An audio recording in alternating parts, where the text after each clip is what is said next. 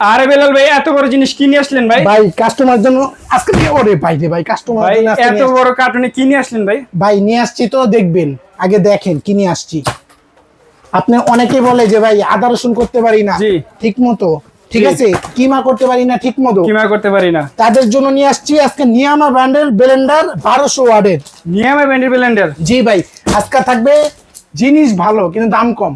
জিনিস ভালো, দাম কম। একটা কিনবেন আপনি লাইফ টাইম গ্যারান্টি, কিচ্ছু হবে না। Life time guarantee. এই দেখেন না ভাই, মেড ইন ইন্ডিয়ান।